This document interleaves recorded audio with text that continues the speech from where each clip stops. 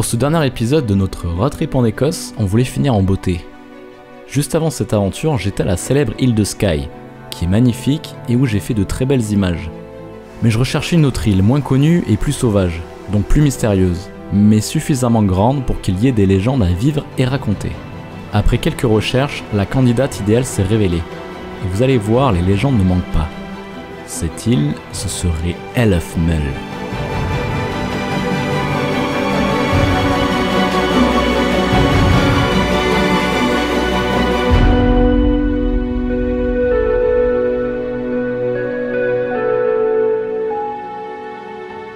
Tôt le matin, on prend donc le ferry qui part d'Oban pour nous mener à l'île de Mull.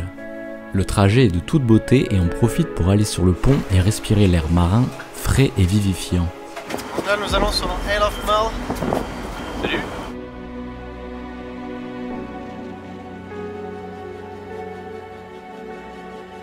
L'île se rapproche et ses côtes sauvages nous dévoilent rapidement un château qui semble en rénovation. Ce sera notre première visite. Le château de Duart ou Duart Castle abrite... Tiens, essayez de deviner, on l'a déjà vu dans d'autres épisodes. On est en Écosse, un château en ruine. Oui, vous avez deviné, un fantôme. La position de Duart a été bien choisie, et elle est située sur un haut rocher au bout d'une péninsule qui s'avance dans le Sound of Mull. Il supervisait le chenal entre l'île de Mull et le continent. Ce château a été entièrement rénové en 1911 par Sir Fitzroy Maclean, le descendant du clan possédant le château, et abrite des pièces somptueuses. Avant cette date, le château était complètement en ruine. Bon, et l'histoire de fantôme? Eh bien, on sait pas grand chose, si ce n'est que ce serait un cavalier sans tête, prétendument tué par un Maclean, et qui annoncerait la mort d'un de leurs membres. Il apparaît au Maclean mourant, comme s'il attendait d'emporter son âme. Il est considéré comme sûr de lui rendre visite, mais si votre nom de famille est Maclean, fuyez-le.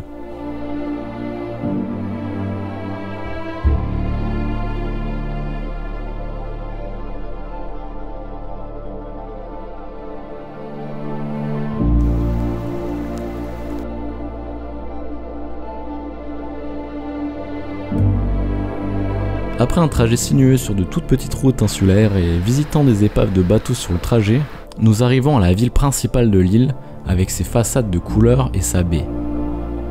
Tobermory. Nous trouvons un petit hôtel dans la rue principale face à la mer, à côté de l'unique distillerie de whisky du coin, nous envoyant des effluves de tourbe brûlées et de malt torréfié. On vous conseille d'ailleurs leur whisky qui est excellent.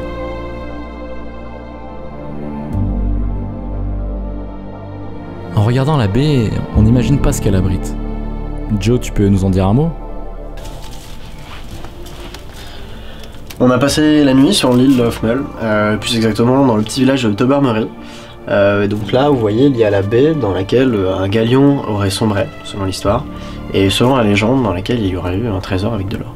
Au XVIe siècle, la légende veut que l'épave d'un galion espagnol chargé d'or repose quelque part dans la boue au fond de la baie de Tobermory.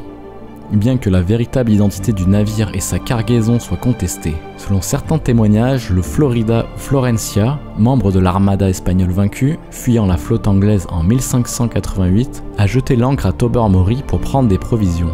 À la suite d'une dispute concernant le paiement, le navire a pris feu et la poudrière a explosé, faisant couler le navire. Les mythes et légendes de cette île ne sont pas tous anciens. Dans les années 70, exactement en 76, un avion disparaît des radars. Il s'agit de l'appareil de Peter Gibbs. Peter Gibbs que l'on a retrouvé 4 mois plus tard, décédé en haut d'une colline. Cette affaire est très étrange.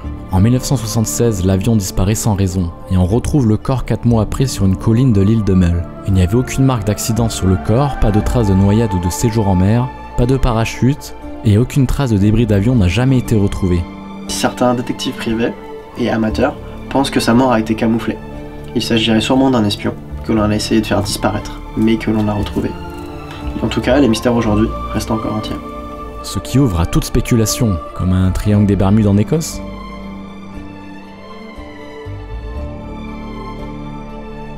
Aujourd'hui, on va s'enfoncer dans la nature et traverser l'île pour se rendre de l'autre côté. Ce qui m'intéresse là-bas, c'est que l'on visite une grotte sur une plage isolée et qui aurait abrité un ogre en des temps plus anciens, ainsi qu'un autel sacré appelé la table de Fingal, ayant servi dans les prémices de la chrétienté. On a très peu d'infos sur sa position, mais ce qui est sûr, c'est que la grotte n'est accessible qu'à marée basse. Le timing doit être parfait pour ne pas se retrouver piégé par les eaux.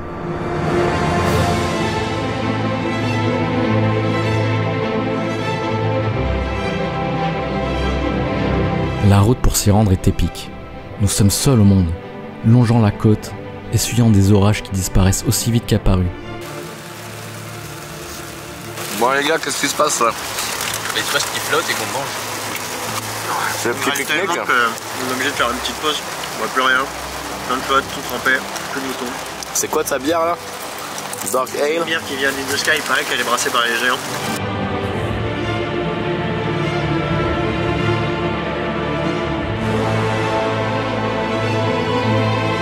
Après s'être enlisé dans la boue au bord de la route, un habitant local, le seul à des kilomètres à la ronde semble-t-il, nous tire de là avec son 4x4.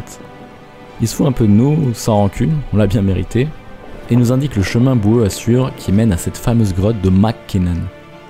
La météo est clémente avec nous, et c'est sans encombre que nous arrivons sur la plage en question. On est arrivé trop tôt, la mer est trop haute, va falloir patienter un peu.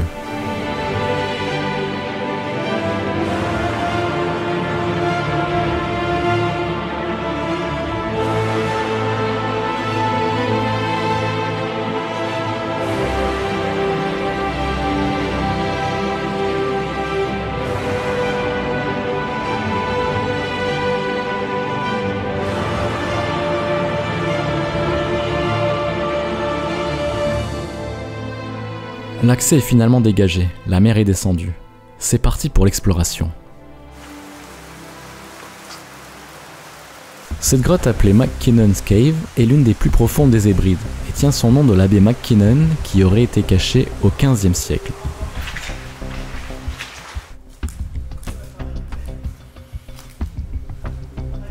La légende est un fait divers macabre. Un joueur de cornemuse aurait voyagé dans les profondeurs de la grotte pour voir jusqu'où elle pouvait aller sous terre. Il se serait enfoncé trop profondément et serait tombé non pas sur un balrog, mais sur une ogresse. Elle lui aurait alors demandé de lui jouer un air de cornemuse, le voyant avec l'instrument, et il s'exécuta. Le stress, son manque d'expérience à jouer ou le manque de goût musical de l'ogresse eut raison de lui. L'ogresse le dévora et on ne le revit plus. Au fond de la grotte se trouve effectivement une grande dalle de roche plate, connue sous le nom de table de Fingal, qui servait d'autel aux ermites et aux premiers adeptes de l'église chrétienne. La table de Fingal, ce serait un endroit où les druides, les anciens chrétiens et tout ça auraient fait des orifices religieux, des petites cérémonies et tout ça, mais depuis des temps immémoriaux, donc c'est un lieu aussi empreint de religion. Cette grotte, elle se mérite, hein. Faut attendre la marée basse, escalader, traverser de la boue, marcher avec les moutons, mais Se coincer dans la bouse de vache? se coincer dans la bouche de vache. Avec la voiture? c'est vrai qu'on s'est enlisé. Mais c'est beau quoi. Ça se mérite, mais ça vaut le coup. Sur le lieu, c'est assez ouf en fait, on va aller vraiment hyper loin. Et je me dis, quand t'habites là, c'est hyper bien caché, mais tu dois aussi avoir hyper peur quand l'eau monte. Tu vois, c'est ça l'avantage, c'est que personne va venir te voir à marée haute, à marée basse. Mais Faut avoir envie d'être tout seul quoi. on a envie d'être tout seul et de serein sur le niveau de l'eau. Ouais.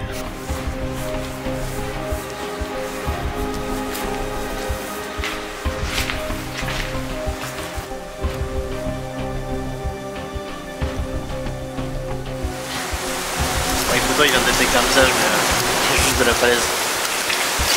Ça fait un peu peur quand même. Les mystères sont de nous.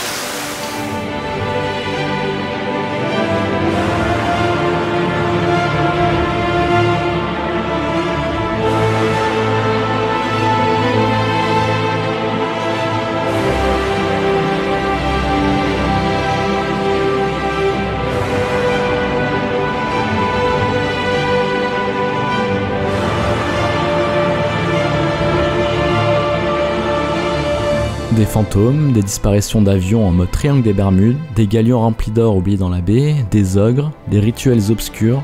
Que nous reste-t-il de mystérieux sur Elfmel? Je sais pas, des sorcières peut-être? Laissez-moi vous conter une dernière petite histoire. Depuis des temps immémoriaux, L'île de Mull était connue comme la pépinière et le foyer de sorcières, dont certaines étaient réputées comme possédant de merveilleux pouvoirs.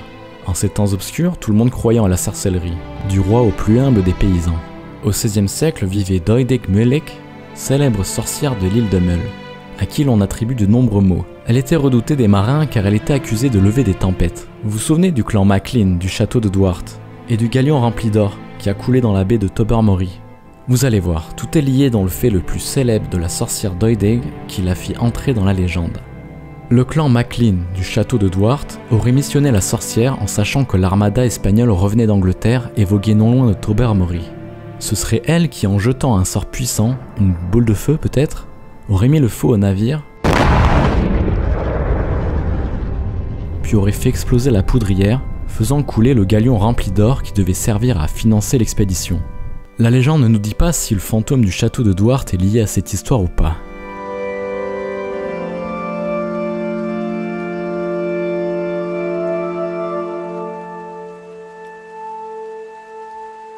Vous voyez, les légendes écossaises, comme toutes légendes, sont confuses et partent dans tous les sens.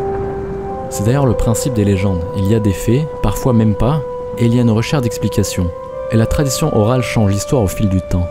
Et c'est ça qui est beau, poétique, peut faire frissonner, mais est dans tous les cas merveilleux.